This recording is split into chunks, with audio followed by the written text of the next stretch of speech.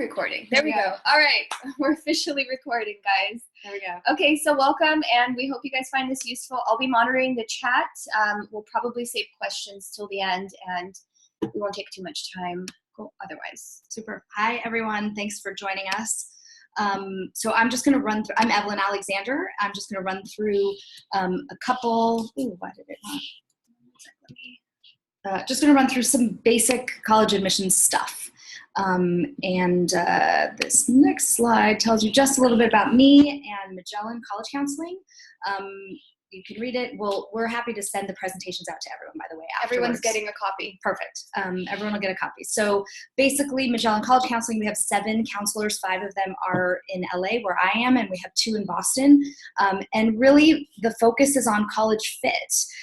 And yes, we throw out lots of fancy names. Our clients go to really amazing places, but the real work of what we do is helping clients find out what the right place for them to experience college is. So as I've gone through presentations over the last 7 years, I've sort of realized that people have one of 2 approaches to this process. Either they say, it's got to be a big name. It's got to be a Harvard, Stanford, Princeton, Yale, fill in the blank with the names you know. And the reality is, if you're a middle-class family, you are going to pay full price for those schools. Those top-tier schools do not give merit money. And if that's really important to you and, rank and reputation are primarily important, then that's how we approach. But there's another approach, and it's this.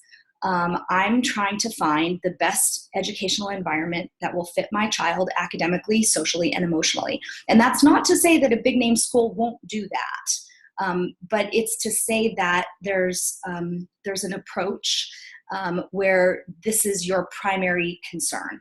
So I would say you guys all know sort of the scary news out there. You hear it all the time. And the truth is, it's mostly bad for the people who are really stuck in that first approach. And one of my favorite numbers in college admissions is that Harvard rejects 80% of the valedictorians who apply to college every year. They can do that because a good chunk of the students who apply to Harvard are valedictorians. And some schools have more than one valedictorian. That's kind of hard for some of us to realize.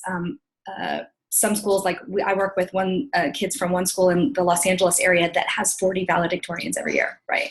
So things don't mean always what you think they mean. But the bottom line is, if you aim only for top-ranked colleges, you are more likely to be disappointed, because those are the kind of schools that reject more students than they accept. That's just what the numbers look like. So the good news is there's another way to do it.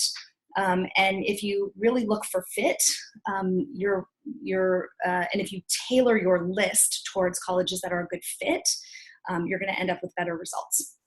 So, like I said, I'm not going to read the slides. You guys can read them later. So where do we go? I'm just going to touch on 4 things today. What do colleges consider? What do I mean by college fit? Yeah, I'm buying into your propaganda, Evelyn. Now what do we do? What can we do now to improve our position? And then I'm just going to talk for a few minutes about scholarships and financial aid so that you know the lingo. Okay, so what do colleges consider? This list is taken from a survey that a national organization that I'm a member of, and all colleges are generally a member of, this national organization that deals with only college admissions. And every year they do a study, and every year most colleges reply. And these are the things that colleges tell them they're considering, and they're in rank order. So you will notice the 2 top things are grades, and what they mean by that are unweighted grades in academic courses. So what that means is the A that you got in volleyball does not count. And unless we're talking about UCs, which do count visual and performing arts, most colleges outside of California do not count visual and performing arts in their GPA. So everyone hates me when I do this, but I recalculate GPAs, and it's almost always lower than you think it is. Again, we're looking for unweighted 9 through 11 academic cumulative GPA. Immediately after that, they're looking to see that you've challenged yourself. Did you take honors courses? Did you take AP courses? What was available to you? Colleges get a document with your transcript that tells them what AP and honors courses are available to you. So the more you take in the context of what's available to you, the better. Then GPA and rank. Some schools don't rank, which is fine. It doesn't hurt you. Then test scores. And then we get into the more subjective stuff, teacher counselor recommendations, essays, leadership. And then there's this bottom thing. And the bottom thing is the thing that's frustrating because you don't have control over what colleges' institutional priorities are. And the truth is they don't list them on their website. I don't know most of the time. And you just have to realize that sometimes they're not looking for you, and that's okay. We just move on. So you might have heard this word holistic, right? Colleges will tell you, oh, we take a holistic approach to our admission process, which is great. So it means they are looking at your grades, they are looking at your test scores, but there's no cutoffs, and you're not going to get thrown out just because of X score. They're looking at who you are and what you say through your essays, through your recommendations that you can bring to their campus community. But don't make the mistake of thinking that your awesome essay or your very deep leadership or involvement in an extracurricular activity is going to catapult you above someone who is higher up in the pool with regard to grades and test scores. So we'll talk about this a little bit more in a minute as far as college fit is concerned. So this is what we do with students. We sit them down almost at the very beginning and we say, let's really talk about what your priorities are. What are you thinking about? What do you want to study? What do you want to do in your spare time? Who do you want your friends to be? Where do you want, to be with regard to how close to home or how large of a school? These are all things that you should think about before you start putting colleges on your list. The fit, then you need to go a little bit deeper. The student needs to do the research. You need to know what you're getting into. We make our students have, somebody has their video on. Oh. We ask our students to come up with a list of 5 things that they love about every single school that is unrelated to their football team, their location, their weather, and their ranking. What is this? Ooh. Oh, we have somebody who is unmuted. Yeah. No, mute. Put her on mute. Mute. Yep. There we go. All right. Just one second. That's weird. Oh, mute. Oh, there it is. Sorry, guys. That's really Some weird. technical issues. Joy, if you can hear us, can you put yourself on mute? That would be there we go. Fabulous. All right, cool. Okay. All right, so the key to this part is really the student needs to do the research. It's fine for you as a parent to kind of make a big starting list, but you really need your student to take ownership of this process. And the more they do at the beginning, the happier they're going to be at the end, and the more they're going to feel like it's really their list. And then here's really the important part of fit. Most colleges will report, they have listed on their websites. Maybe there's no audio. They have listed on their websites the middle 50% scores, test scores, and GPA of the students they admitted over the last couple of years. Middle 50%. So what does that mean? 25% got lower. 25% got higher, right? So what I'm listing here on this slide is the lavender bar is the middle 50% of admitted students. It doesn't matter what college it is. And the little blue bubble is this student's scores. So you can tell on the right side, he's right in the middle of their middle 50% range, which is perfect. And you can see on the left side, his GPA is a little bit higher than their average, which is great. You can tell, though, you should be able to tell just from looking at this. This is not a guarantee. He is not an automatic in. And in fact, I had another school where I didn't put on this slide where his scores were below the 25th percentile, the 24 mark on the left side. Just because you're below doesn't mean you're automatically not getting in, but it means you need quite a compelling story to move yourself into the admissible pool. And it really depends on the school's acceptance rate. So if this were a school with a 25% acceptance rate, I would call it a reach. Even if you're in the range, on test scores, I would still call it a reach. Frankly, any school with a lower than 25% acceptance rate is basically a reach for everyone. Evelyn, I have a question. How many schools would you say that you should apply to that are a reach versus how many are kind of safe? Yep. So we divide schools into 3 categories: reach, target, safe. Our clients generally apply to between 12 and 15 colleges, if you count the University of California as one. Between 12 and 15. And I like to say, 3 reach, maybe 4. If you're a superstar, top scorers, you can have 4 reach, 3 or 4 target, 2 or 3 safe. The important factor is you need to be happy with every school on your list. Right. So nothing should be a disappointment. When the letter comes from a safe school, the response should not be, oh, well, I knew I was going to get in anyway. Yeah. Like, it should be, hey, this is cool. I'm going to college. Yeah. I have a choice. That's what we're going for. Okay. All right. Okay, so there's college fit for you. So now, what should we be doing? Well, let's think back to that list. What's the most important thing on the list? Grades, grades, grades. Okay, then what's the second thing on the list? Take the most difficult classes that are available to you within the context of your school. And if difficult classes aren't available within your school, see if you can go outside, right? Can you take an online class? Can you take a class at another school or a community college? There's usually options. You know what I see counterproductive sometimes is a student will go from taking no AP classes in 10th grade to like a full list of AP classes, and they're setting themselves up for a really difficult, if not impossible semester. It's hard, right? The AP classes take a lot more time and effort than students think. And so 10th grade is a really nice time to do a warm up. Yeah. Take 1, take 2. If you have the chance to do honors classes in 9th grade at your school, do it. Because it's all kind of about ramping up. 11th grade absolutely is supposed to be the hard year, but it should not be the first time you ever take an advanced class because you're setting yourself up for failure. Absolutely. Yep. Activities. So we like starting to talk to students in 9th or 10th grade because what colleges are looking for is depth of involvement. So what they are not looking for is students who joined 10 clubs and showed up once to a meeting of each. Just to take pictures. Totally uninteresting. Totally uninteresting.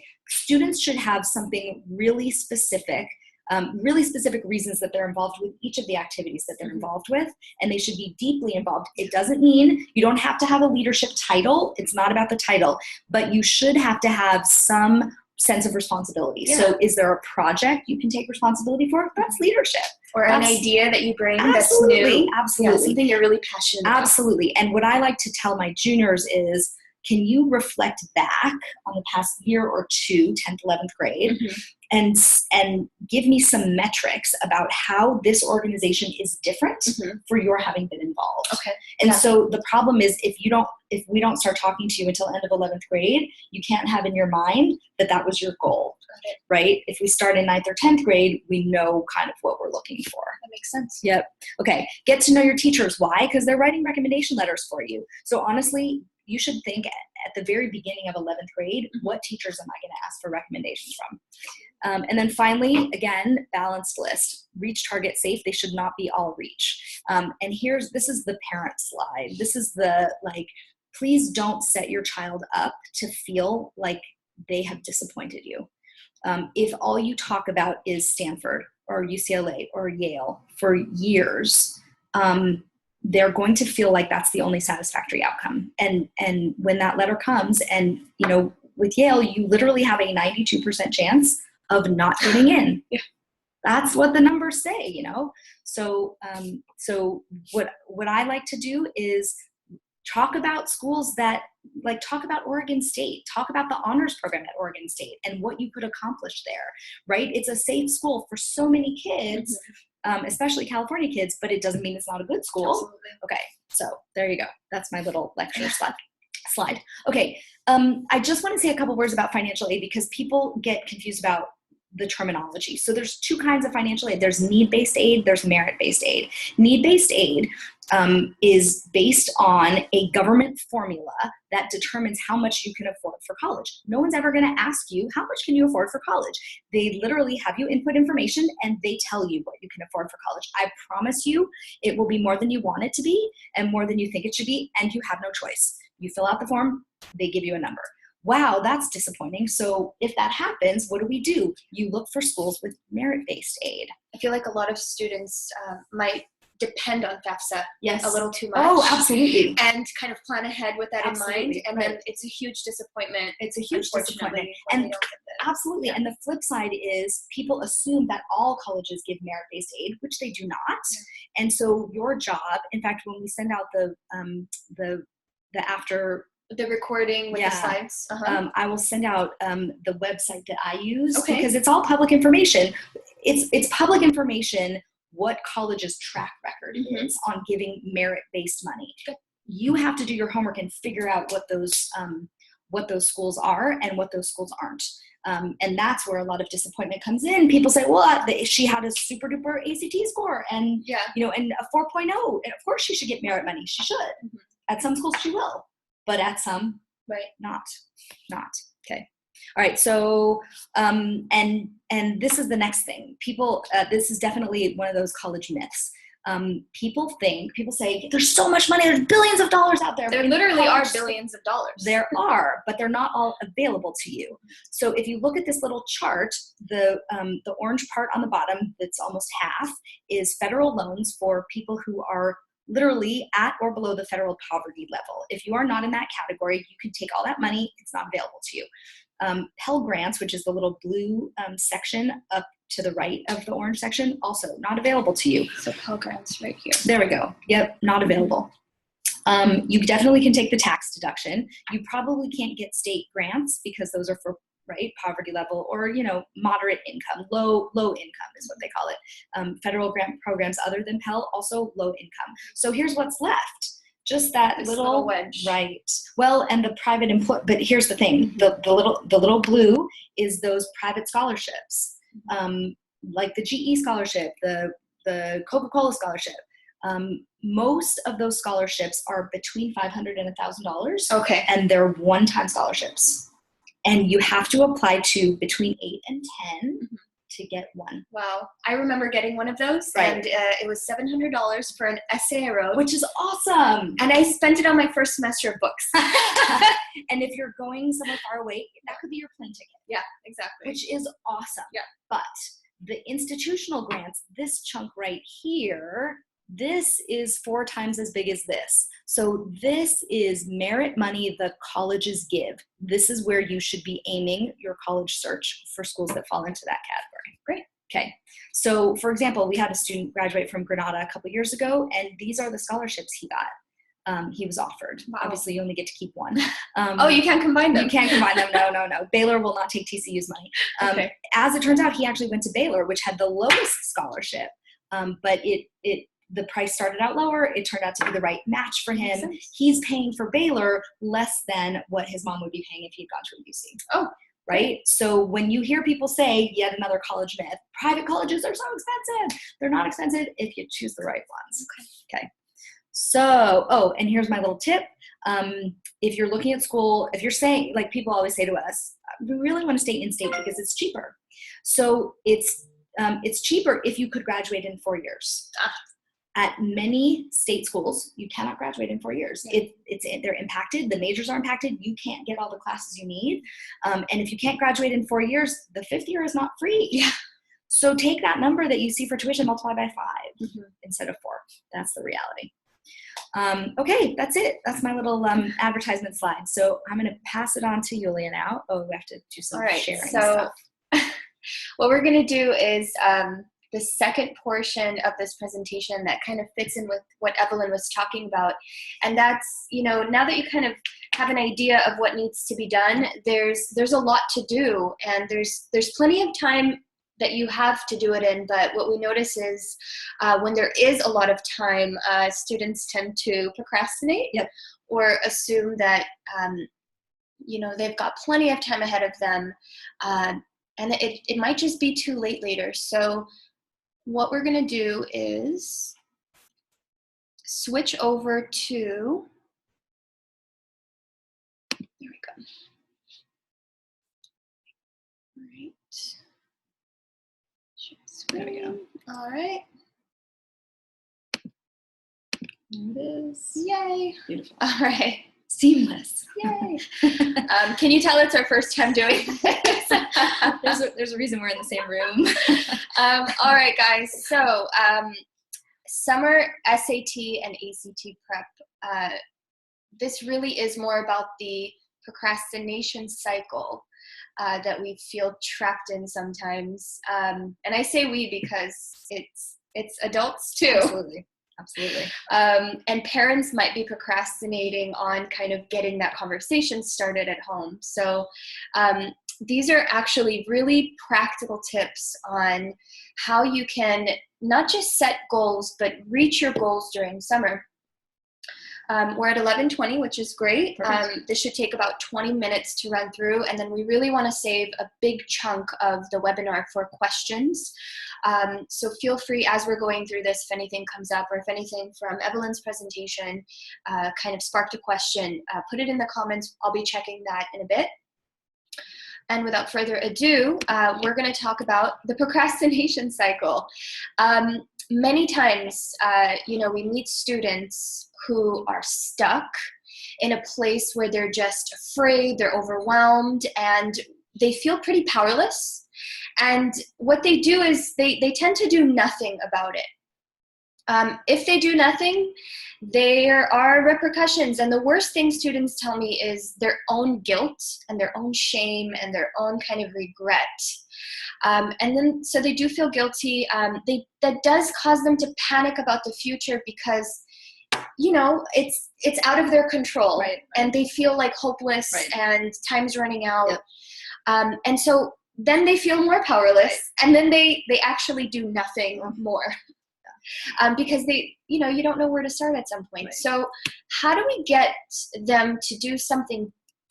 And he's going to say anything. Because when we do something, we can actually start to feel great about taking charge, even if it's little tiny steps at a time.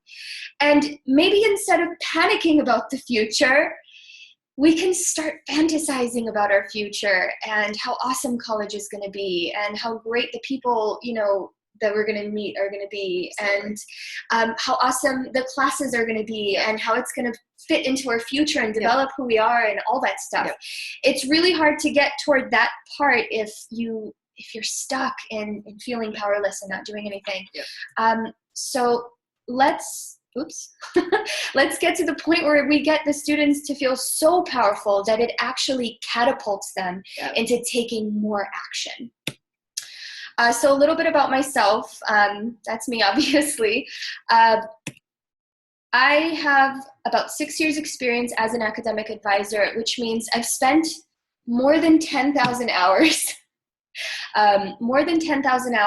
with students and families and tutors and educators and teachers and principals, big education nerd. And what we do is we assess students academically, and we advise them. And the advice is always kind of tailored to their specific needs.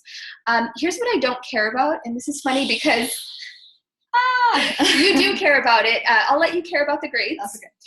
Not that they're not important, right. Not that I really don't care about them, but that I never go in with the focus being, let's improve your grades. Let's get your math grade from a C to an A. Not really. Yeah. The grades as a byproduct increase when you pay attention to the right things. Yeah. What do I care about?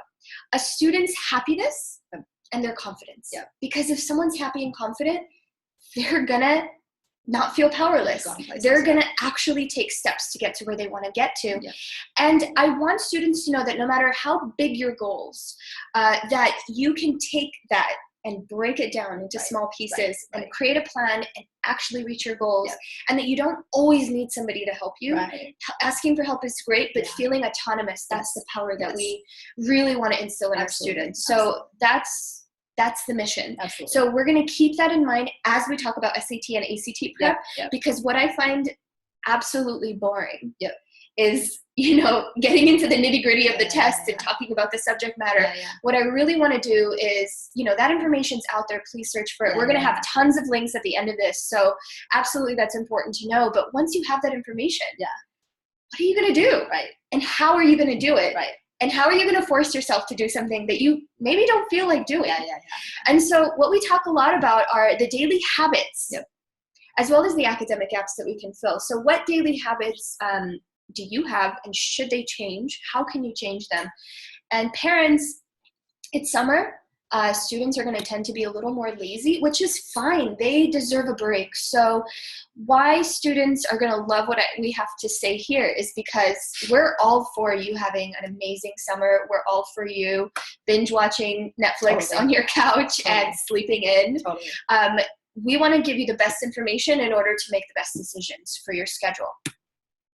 All right, so my topics include 5 common SAT and ACT myths. You brought up myths, and what I want to make sure is parents and students are making decisions based on real facts instead of stuff that their neighbor is saying or stuff that, they kind of hear. Because even though it's true, what you mentioned is it might not be applicable to them. Right. Okay. The next topic is 5 tips for SAT or ACT summer test prep. These tips can actually be applied to any goal. Any test prep, Any goal. Yeah. Anything you want to do. So I'm excited to share those. Whoops. And then how to design your day. When we think about our day, sometimes we wake up and we feel like, I have so much to do today. There's no way I'm going to get to the fun stuff. So let's design a day that makes sense for you and that you're excited and looking forward to. Okay, especially during summer. Just a reminder to submit your questions through the chat, and then we'll definitely answer them. Otherwise, we'll make sure to kind of have a chat about just frequently asked questions. Okay, so we'll start with the 5 common SAT and ACT myths. I think you're going to like these. It'll be pretty funny because you've heard all of them probably. And I want you to listen to the myths because most of the time, we're hearing this from someone. So someone who thinks they know. Yes, or someone who believes that this is true. That's right. So the biggest myth I hear, especially when we have test prep students, is, I'm studying for both tests, or parents tell me, we have to study for both tests, and that's such a big lie. Since I think it's 2013, the ACT has actually outcompeted the SAT in terms of how many kids are using that to apply for colleges. And the biggest misconception out there is that, some schools don't take the ACT. Every school takes both tests. Every school takes both tests. And I've literally, in 7 years of visiting colleges, I've heard of one college that has expressed a preference. Ooh. That's it. Because that's another myth too, is a preference. Yes. Okay. Yes. So, no preference. Sorry, I moved ahead. That's okay. No preference, and schools take both tests. If you focus on one, you'll do better. What we do advise is to take both practice tests as many times as you want. And by the way, we're going to have a link to the sample tests online that are accessible for anyone. And if you send me your score report, I will give you an amazing analysis that you can start using right away in order to figure out what subjects to target. And this analysis is actually pretty cool because it doesn't get you to jump from concept to concept. It gets you to focus on the actual information that you need to practice rather than just the test prep itself. Good. We're going to move a little faster through the rest. ACT is harder than the SAT. That's definitely a myth. You should look into both tests. The SAT is now very similar to the ACT. They're both rooted in a lot of kind of foundational governmental documents and history and reading. The ACT has a science section, but we know that that's not really a science section that anybody can kind of read and analyze. It's reading about science. It's really about reading, and just about analyzing information. The ACT might be a little faster paced. There's tons of information out there about, the differences. We say don't make your decision based on that information alone because it might not apply to you. That's the thing. It's all about I always say if you're a fast test taker, try ACT. That doesn't hold fast all the time. So it's all about what's right for you. Because they're basically the same thing. Basically. And you want to practice for what you're doing. You want to practice. So taking a practice test is the best way to predict your score outcome. It usually, if you take a practice test and then you take the actual test, your score will be very close. All right. I don't need to study. I have good grades. Parents, if your child says this to you, red flag. Have them call me. Yes. Because, I've heard this too.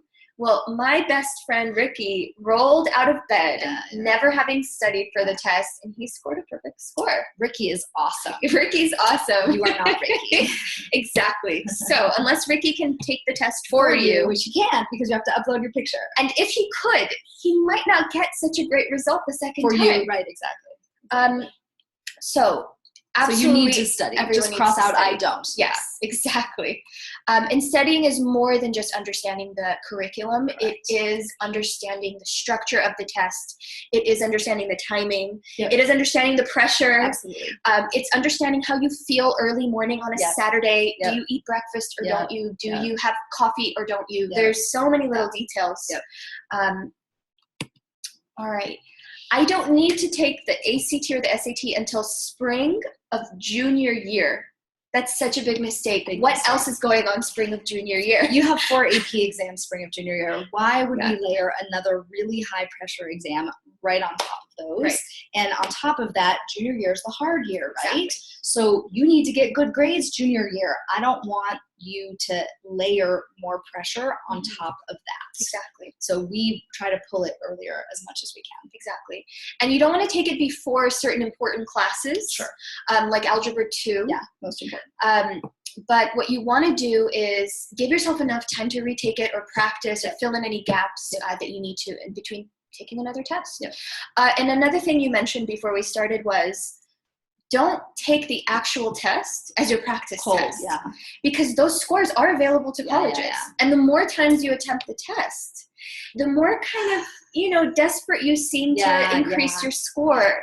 So most colleges don't require that you send every score, but so the truth is most of the time they don't know how many times you've taken it unless you tell them, but it's just generally a bad idea. Like, why would you take the real test cold when you can take a practice test cold as a benchmark? It's a waste. Yeah. So, and you'll save some money. You'll save some money, right? It's $50-$60. This is the worst myth, and Evelyn, I know you agree that just because, you don't have excellent scores or you can't get into the college of your dreams, that you have to go to community college just because your grades aren't, where you want them to be. Or what if, you don't get accepted right away or something like that. Community college is an amazing option for certain students, but if you know that your child is going to be motivated by having the 4-year experience, they want to live on campus, they want to travel, they want to explore, they want to be surrounded by a certain culture or atmosphere, they want to study something, and really dive deep into it right after high school. Don't settle for schools that reject you. There's actually a huge list of schools that don't require SAT scores and who kind of don't see grades as important as certain other factors. And a lot of creative schools are out there like that, a lot of artistic schools. So in our resources, we do have a link to all the campuses where you don't have to submit test scores, so they're test optional. And some of these colleges' applications are video resumes. Absolutely. How fun is that? You can pitch an idea or a project to them. Yeah. So don't get discouraged just because, your high school career, it took you a while to kind of get there. Yeah, you didn't really hit it off straight off the bat.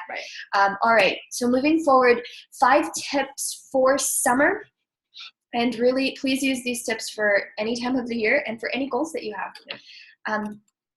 So I'll tell parents over and over and over, if your child doesn't have the habit of studying and doesn't already have this routine where they can sit down and focus and work for a long amount of time, like a few hours or even 30 minutes, start small, because you can make the grandiose plan to sit down for 3 hours a day and study, but you're probably not going to get there. So the best thing to do is give yourself one tiny little task every single day that kind of initiates that.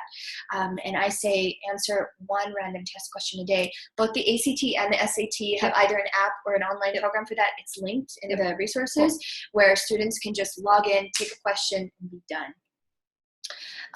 Making it random, 2 things come from that. You get to test a question from different sections, and you're either going to say to yourself, oh, that wasn't so hard. Maybe I'll do one more. Yeah, maybe I'll do one more. Or, oh, I knew that. What else do I know? Right. Or something will hit you out of the blue and Right. you'll say something like, oh my gosh, I have no idea how to do this. Right. And that will compel your student to kind of practice Maybe more. look it up. Yeah, look it up, look up the answer. They're already started. That's the hardest thing to do is start. So one question a day, anybody can do it. And it's fun. It is kind of fun. Plan a 20-minute study session at the same time once a week. When I say this sometimes to parents, they're like, that's not enough. There's so many questions on the test. Yeah. They're never going to get through the whole thing. That's totally not enough time. Right. But if you layer on so much pressure to study Right. every day, what's going to happen is your student's not going to do anything. Right.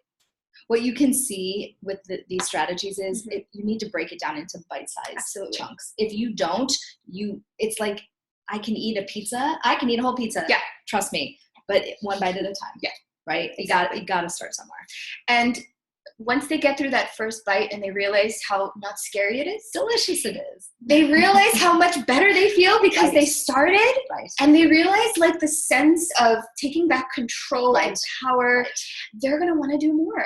So if someone force feeds you a pizza, you're going to be like annoyed. Mm-hmm. Even if I like it. That's right. But if Even if I'm hungry. if I choose to eat the whole pizza, we're good. Yeah, right. Exactly. So same applies.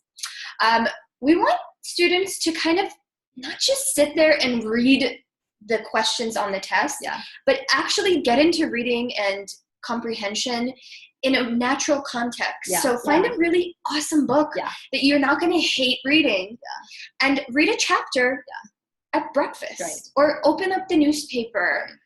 Do they still have newspapers, by the way? I think they do. Okay, for the next couple and years. also they read them on their phones. Yeah, everything's online now. So whip out something that you kind of enjoy reading and really just enjoy reading it. Don't drill yourself on comprehension. Right. Just get used to the process of reading and absorbing information. Leave the house. Sometimes we're stuck in bad habits. You know, because we're at home and it's comfortable and there are distractions and there's the refrigerator in the kitchen and there's the TV and the computer and the little brother and the baby and the parents. Declutter your life, you know, kind of leave that environment and leave the house. Go to a coffee shop to study. I tell students all the time, how fun to make it a part of your daily routine. You know, walk to the nearest or drive or bike or something and just go and make it a social event. Totally.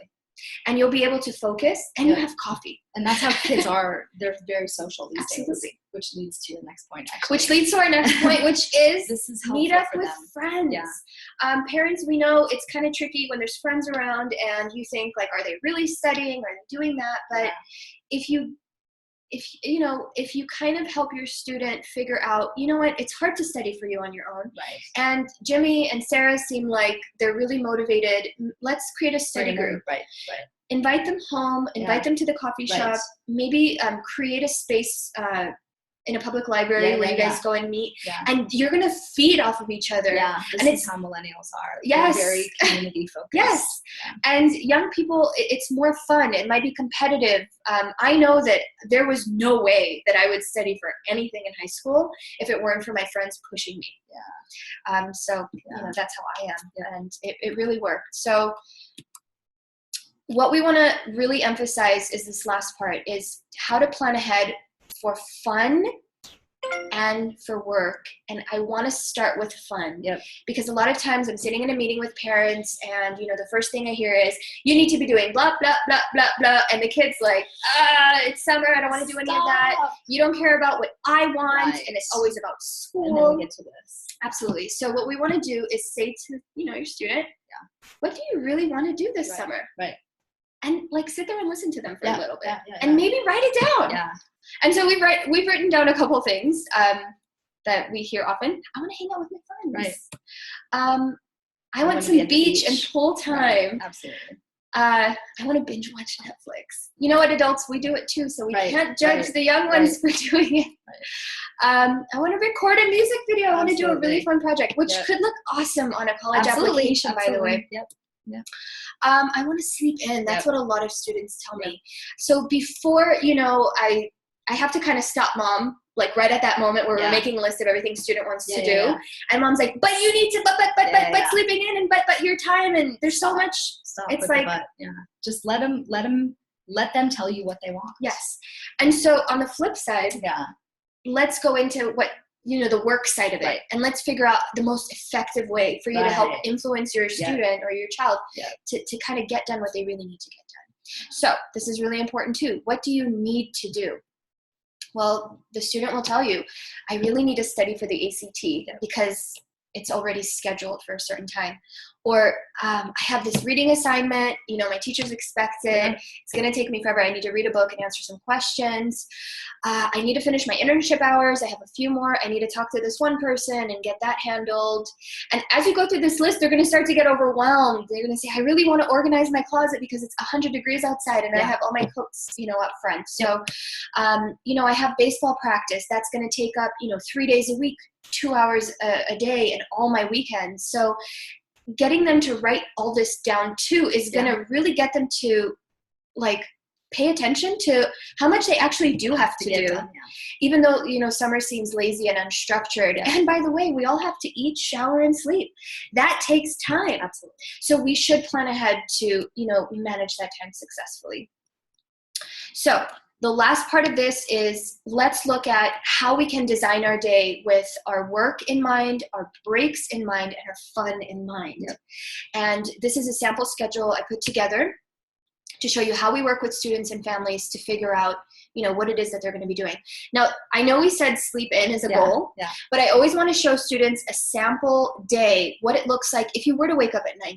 Right. Because, you're not waking up at 7 anymore. You're still kind of sleeping in, but it's not 1 p.m. Right. It's not 12 at noon. It's 9:30 a.m. We have to show students that it might be worth it to make that decision. Give up a couple hours of sleep. Yes. But here's what you get. Yes. And the benefit is huge. Yeah. So let's say you wake up, you shower, you eat breakfast, and you read the newspaper. We're chunking that all into that morning routine. You can break it up into more specific details. But that's going to say, I have that much time to do this. By 10:30, I'm going to be answering my one SAT question. Just one. Maybe it'll take me 15 minutes. It'll take It'll take 4. Right. You can time yourself. Next thing I want to do is get back to that essay I was writing. For my college apps. I started it a while back in English class, and I know this is the summer to get it done. Haven't looked at it. I'm not going to stress out about doing all of my applications right now. I'm just going to spend 20 minutes editing or making notes or just looking at or just opening and brainstorming my college application. Don't feel like you have to do everything at once. Boom, 11:05, my timer goes off, and I'm going to take a break. I earned one. And psychology tells us that, you're going to be much more effective. Absolutely, if you're working for about 20 to 30 minutes and then you're taking a quick break.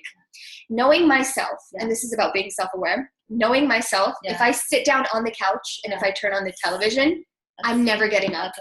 My brain's going to shut off. So I do stuff, boring stuff. I wash my dishes or I do the laundry or fold clothes or something. And that gives me enough of a mental break and it allows me to take care of stuff that, I don't have to worry about later. So that summer reading assignment, I'm going to take, 45 minutes. 45 minutes. 45 minutes.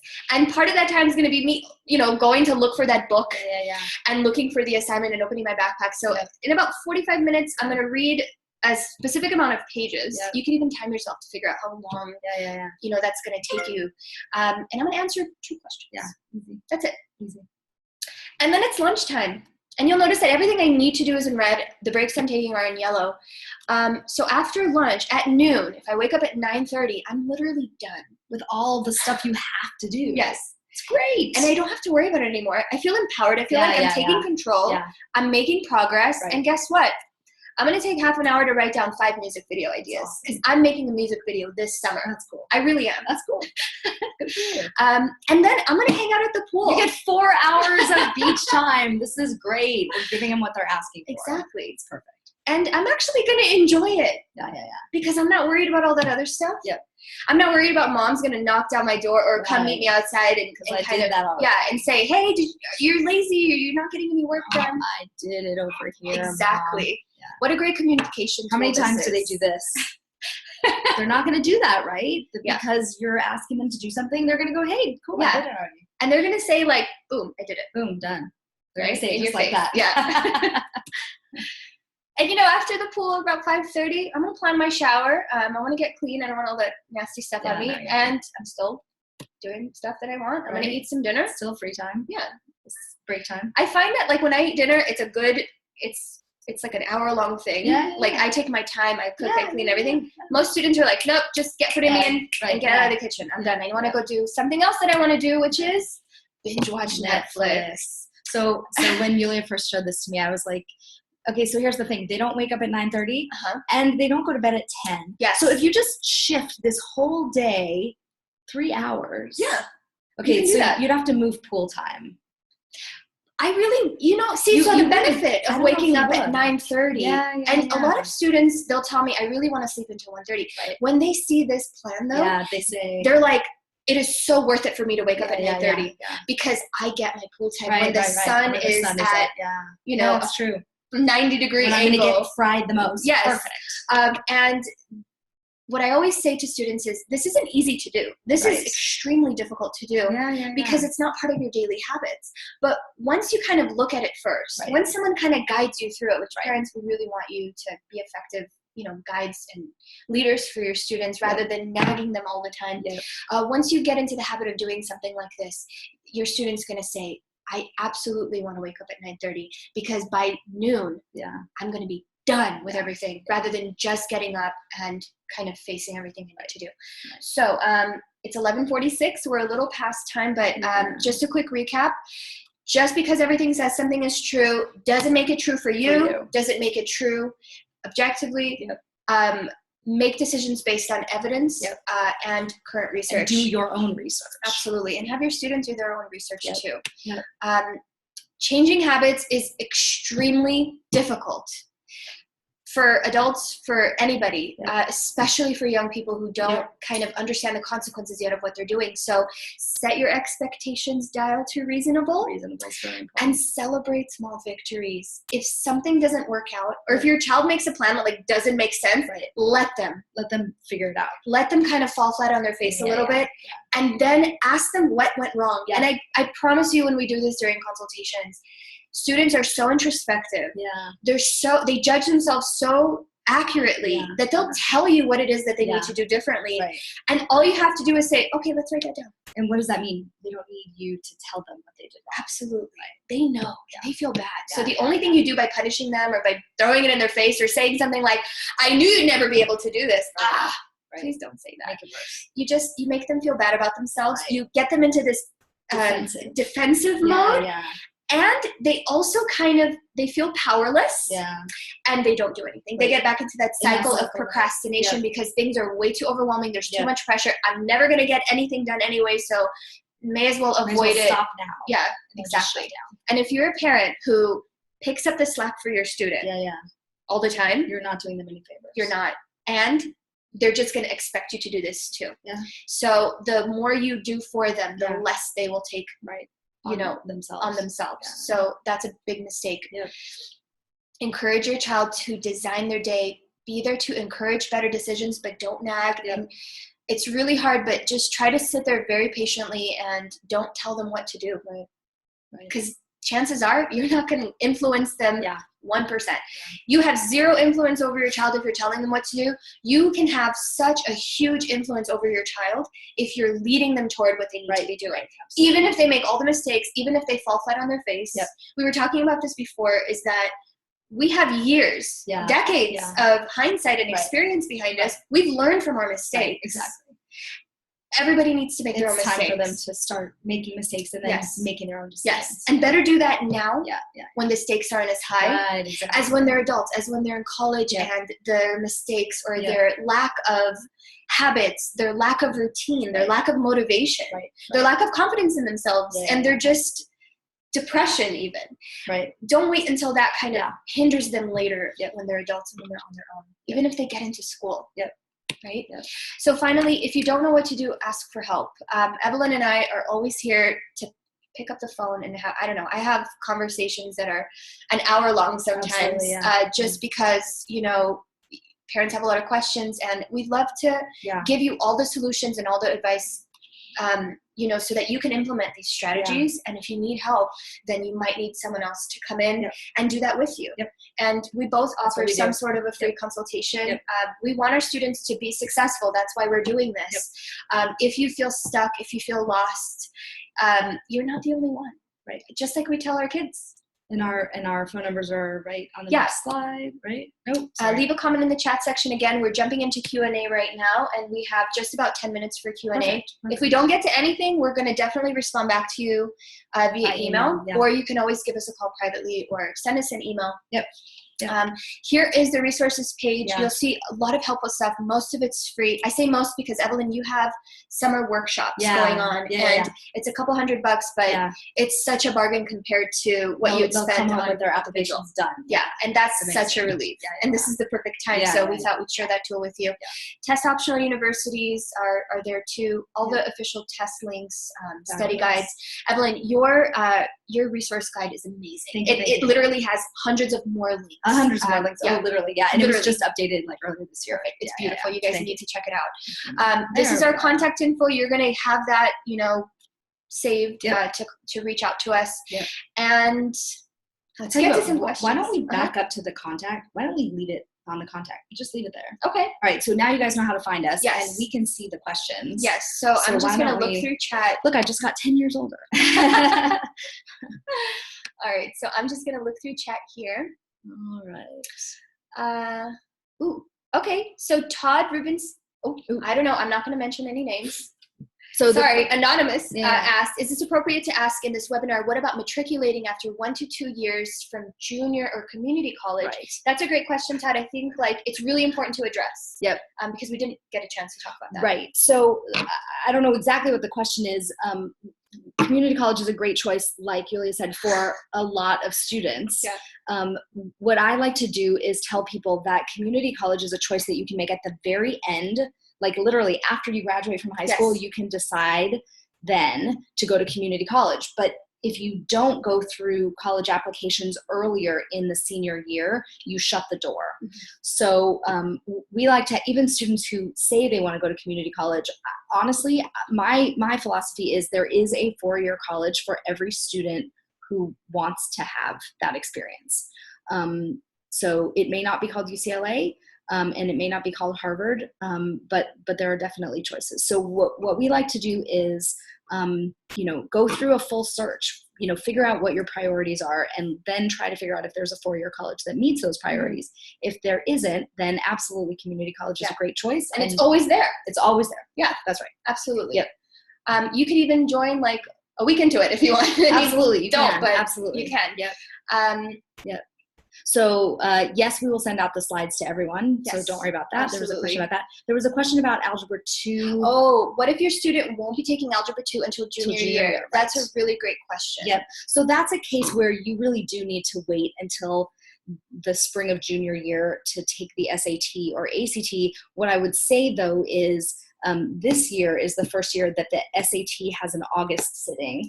And next year, 2018, the ACT will have a July sitting for the first time. So the truth is you don't have to take it right at the end of junior year on top of those AP classes. You can push it a little later. And summer will give you a chance to study. And I have a few students with us now that they're like 9th or 10th grade. And I tell them right away, like, don't go crazy over prepping for the SAT now. But if there are certain sections that you want to practice, like the English section, there's a student who's in 10th grade, hasn't taken Algebra 2 yet. She's doing everything but the math. When she took the math, she did pretty decent, but the majority of the test is actually algebra on the math, on both kind of math sections. So that's a great question. But I would say when you have a student who takes Algebra 2 prior to 11th grade, that's when, like I have a whole bunch of kids who just finished 10th grade, they have already taken Algebra 2 or some form of pre-calculus. I have those, just finished 10th grade, prepping all summer, and we're looking at fall of 11th grade to get rid of the first or even first and second sittings of the SAT. Just the earlier you pull it, there's this much stuff to do. There's this much stuff to do. You have this much time. If you could do it earlier, you still have to do it. You'll be glad you did. You'll be glad you did. Exactly. There are some students that we've had, just to go on, to go further with that timing question, Yeah. that like they're seniors Yeah. and they're taking it for the first Totally time. fine. Perfectly fine. Totally fine. Even as late as December. Absolutely. Because schools will wait to accept They those will. scores Yep. if they must. Yep. And another question that I had from a student of ours was,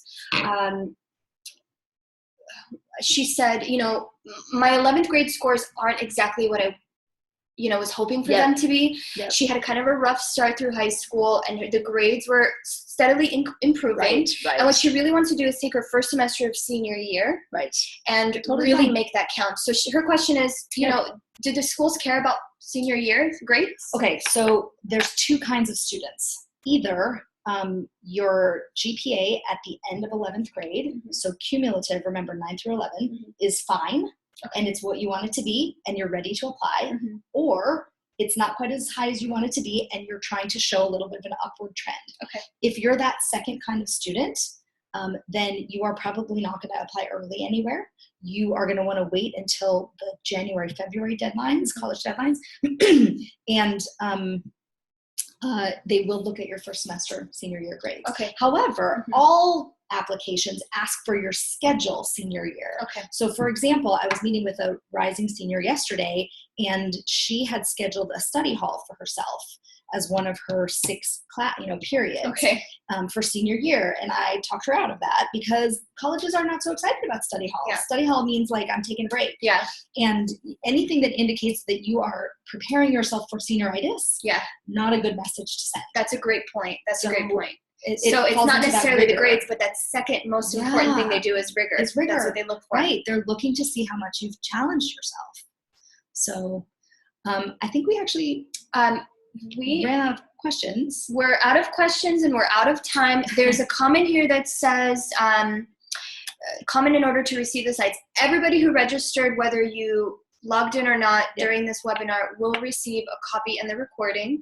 And that's going to have our resources link, our contact information.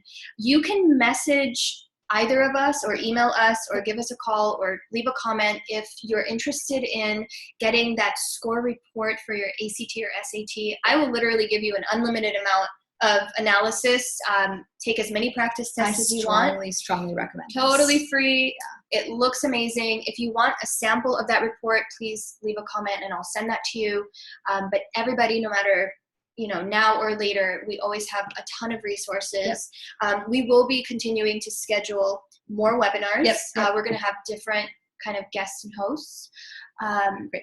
Okay, so everyone who's commenting that they want, the samples, I'll get in contact with you, and we'll definitely take care of that. So this is it. Yeah, thank you, everyone. Thank you, guys. Joining. Yeah, and thank you, Evelyn, for coming over. And this is really fun. I hope we get to do this more. And if anything changes or comes up, we'll do this again. Everyone's getting a recording. Thank you so much for joining us. Goodbye, everyone. We actually have to end the webinar now. There's a button to do that. Okay. Wait, stop video. Wasn't it down here? Stop share.